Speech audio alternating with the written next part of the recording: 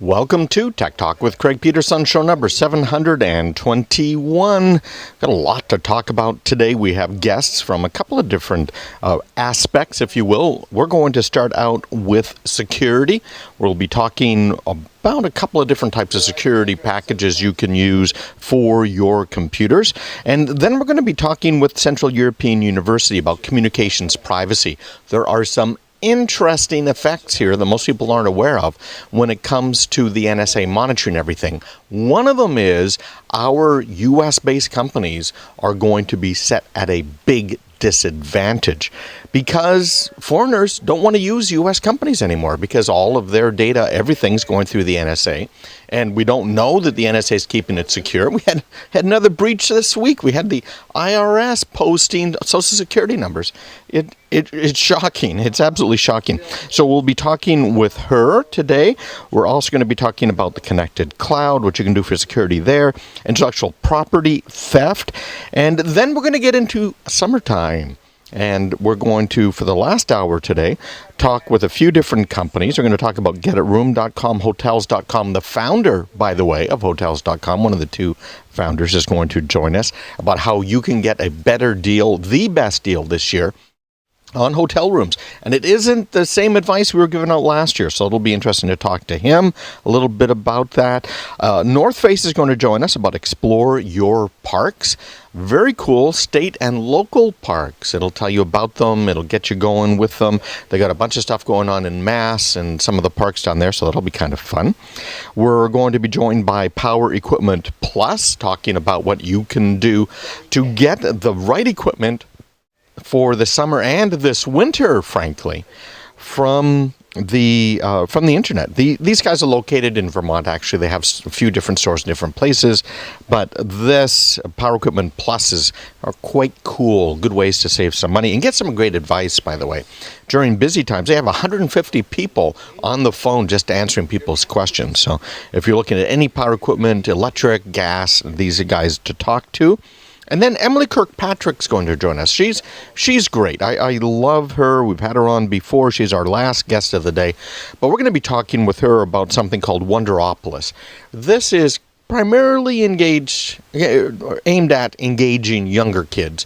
But I got to say, it engaged me. I subscribe to all free, by the way. They've got an app. They've got a website that'll send you emails and texts all about wondrous things. It's really kind of fun. So she'll be joining us today. So first 2 hours, all about security. And of course, this first segment today is the show intro, and they're going to be talking about some articles in the news. The last hour, we're going to start our summer program. So today we're going to talk a little bit about this story here. Let me pull it over for those of you watching on YouTube. This is MIT, what they're doing. This is kind of scary because this ties into the NSA and what they've been doing monitoring us. Dell is changing their business model. We'll talk about that. NSA, another leaked document, and we'll talk about what they say they can keep forever on you. We'll talk about the new technology that's replacing the cookie on our mobile devices. And then we're going to talk about millennials and how they think. And they don't think like the rest of us. They certainly don't think like my generation, the baby boomers, but they are necessary. And so how do you get them involved in your business and motivate them and really get them to be at the point where they could take over this businesses here in another 20, 30 years? You're listening to Tech Talk with Craig Peterson, going through some articles in the news this week right now. By the way, if you want to follow this, if you want to see what I'm doing, you can see my desktop, you can see the articles. You can go online to YouTube. Now, how do you find me on YouTube or Twitter or LinkedIn? In fact, oh my... got an interesting question this week from someone on Twitter who was asking about how some of the show stuff's put together. And if you want to get involved, if you want to ask questions, whatever, Twitter is probably the best way to do it. Go to craigradio.com, just like it sounds, CRAIG. And once you're there on Craig Radio, you'll see a link to Twitter and Facebook and YouTube and LinkedIn, a whole bunch of different stuff. And that's going to let you monitor the show, engage with the show, talk back and forth. So hopefully you'll have some fun with that. Okay, on to these articles here. First one, this is a tool from MIT, and what it does, I think, is it scares you in two different ways. One way is it kind of scares me because it is tying into Gmail. Now, Google Mail, you look at it, oh, it's cool. They give you gigabytes worth of free storage for all of your email. Well, you realize, don't you, that Google doesn't delete any of your email ever? And that email is now kept on their servers. They use it for giving you advertising. They give it to the NSA for all we know. And it's there forever. Well, what MIT did is they set it up so that you can tie into the Google Mail, into Gmail, and it will take a look at all of your emails. It'll analyze them. It'll find out who the people are in your life. Now, this is something similar to the NSA, because if you're looking at my screen right now, you can see it almost looks like a Venn diagram. There's some intersections, big clouds, big circles for people that you talk to most commonly, and then who they all talk to, how all of these different links work between all of the people. It's kind of scary, frankly. This is from the researchers at the MIT Media Lab. They've put this all together, and there's an article in the Boston Globe talking about people and how this is all about people, how it's pulling it all together. Data doesn't mean anything without people. And I look at this and I get scared. I don't use Gmail really for anything anymore. And maybe you shouldn't either. Google, all of the big boys are collecting too much data on us. I just don't like it. So this next one has to do with Dell computers. Now, I've bought Dell computers before. I bought laptops for all my employees years ago. Dell was a really great brand. Today, Dell is a decent brand. They have some pretty good servers. Some of their other technology is so-so, a little bit iffy. I don't know that you really want it. But Windows 8 just isn't cutting it. Now, I told you this was going to happen. Microsoft Windows 8 is kind of a tablet operating system. It's kind of a desktop operating system. It's kind of a laptop operating system. It's not good at anything. People don't like Windows 8. Well, what does that mean to the hardware manufacturers that are selling hardware that runs Windows 8? It means they're not selling hardware. So I told you they'd be looking for alternatives here to running, frankly, even Windows, and getting involved with Microsoft, because Microsoft really, I think, nowadays is a bad company to get involved with when it comes to manufacturing computers, because Apple is where it's at. There's Android operating system. There's other ones. Samsung's been working on one in collaboration with a couple of other companies. So you've got to re-examine what you're doing and how you're doing it.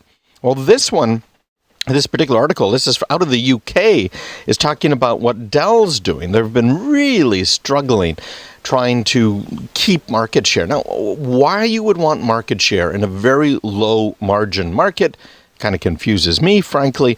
And it turns out it's confusing Dell. Well, they're looking to move into what's called the wearable computing space because, of course, the PC market is shrinking. And it's kind of interesting what you could do with this. We've got the wearable computing from Google. Remember these glasses? I'm holding my glasses. These are not Google glasses, by the way, that I'm wearing. These are just reading glasses, nothing particularly exciting. But Google Glass just isn't making it in the market. It's kind of icky, according to most people. But Dell's looking at that sort of thing. Watches, can they come up with a smart watch? And wearable computing and clothing is really changing in a lot of ways. One of the ways is it's actually getting put into clothes like shirts and shoes and pants. Ultimately, we're going to see wearable computing in everything we wear. Is that good? Is that bad? I really don't know. But this is going to be interesting because Dell himself is trying to take over the company again in a $24 billion buyout. I just don't know. And we're not going to see any real magic in the future, we don't think. You know, the iPad was phenomenal. Hard to believe the App Store is only being out there for 5 years. Isn't that crazy? But it's a whole new world, and how are they going to compete? That's the real big business. So look for wearable computing from Dell. You're listening to Tech Talk with Craig Peterson, going through some articles in the news this week. Then we'll be getting into our interview section of today's show. We've got some security experts who'll be talking about the NSA and also all the way down to our personal computers. What can we do to keep our data out of prying eyes, not just government eyes? If the government wants the data, they can get the data. Frankly, it's going to happen. But how about the bad guys, the criminals, the organized crime, etc.? That's what we'll be talking about. And then we're going to get into summer technology today. The last hour is going to all be summer tech, and next week we're going to do more summer tech. So it's going to be fun. A leaked NSA document now. This is according to Forbes magazine. And by the way, all of these articles were articles that you guys engaged in this week. So thanks for talking about all of them online with your buddies and with me. It's been kind of fun. This one from Forbes says that a leaked NSA document claims that the NSA can collect and keep your encrypted data as long as it takes to crack it. Now, that means if you're using privacy tools, and I use them all the time, I'm using more and more in mail. I used to use them all the time in email, and I said, it's too much of a hassle. Now, with all of the crime going on in the electronic world, I've been using it more and more. It says, if you use privacy tools, according to the apparent logic of the National Security Agency, it doesn't matter if you're a foreigner or an American. Because remember, the NSA said that if you're an American citizen or a U.S. person, which is a new terminology the president's been using a lot lately. But if you're an American citizen, they're not supposed to monitor your communication. So supposedly, and Edward Snowden, of course, completely rebukes what they said and rebuts what they're saying. They say, well, no, you have to be someone not from the U.S. in order for the NSA to monitor you. Well, whether or not that's true, it turns out that they say the agency can collect and indefinitely keep any information gathered for cryptanalytic, traffic analysis, or signal exploitation purposes, according to the leaked minimization procedures meant to restrict NSA surveillance of Americans. Such communications can be retained for a period sufficient to allow thorough exploitation and to permit access to data that are or reasonably believed likely to become relevant to a future foreign intelligence requirement, the procedures read. And back to the article here in Forbes, in one measure of that data's relevance to foreign intelligence, the simple fact that the data is encrypted and the NSA wants to crack it may be enough to let the agency keep it indefinitely. In the context of cryptanalytic effort, maintenance of technical databases requires retention of all communications that are enciphered or reasonably believed to contain secret meaning. Now I want to add a little bit to the Forbes article, because when we're talking about secret meaning, you can encode all kinds of data into things like photographs. Photographs that are shared online can contain secret data. So the NSA could reasonably claim, hey, listen, we can keep everything from everyone because it might have a secret message inside. Think about that one. So it's really rather scary. Who thought they were spying on us to this degree? Yeah, I certainly didn't. Web cookies dying and something scarier is coming in its place. This is another article that I posted this week. You guys talked a lot about this. A bunch of people went ahead and forwarded it, and a couple of people retweeted it as well. The web cookies dying, and this is according to Forbes, and this is true technology. What they're doing is taking fingerprints of your device, because mobile devices don't support cookies, at least for the most part. So how do the advertisers track you? How do websites even support you, frankly? But mainly this is about advertiser tracking and NSA tracking, right? Well, what they're doing is looking at the apps that are on your phone and using that to make you unique. And according to the article, the Electronic Frontier Foundation has found that 94% of browsers that use Flash or Java had unique identities. 94%. So that's kind of scary too. As we move forward, a little bit of privacy hopefully might come. Millennials, this is something a lot of people liked. I had like 500-600 people who liked this article. During the last month, hundreds of thousands of our nation's college graduates have proudly crossed the chasm between college and the working world. There's almost 22 million Americans unemployed or underemployed. So what's going to happen with these younger guys and gals? And you got to read this article. Again, go to craigradio.com, click on Twitter, you'll find it there. Money versus mission. I'll put this up on my craigpeterson.com website too. What we want here, money versus the mission. What's the difference? Again, millennials, OCD versus ADD. A place like the office versus an idea of working, rules versus judgment. Very interesting article. It goes into a lot of detail here. We just don't have time because we have to go to a break.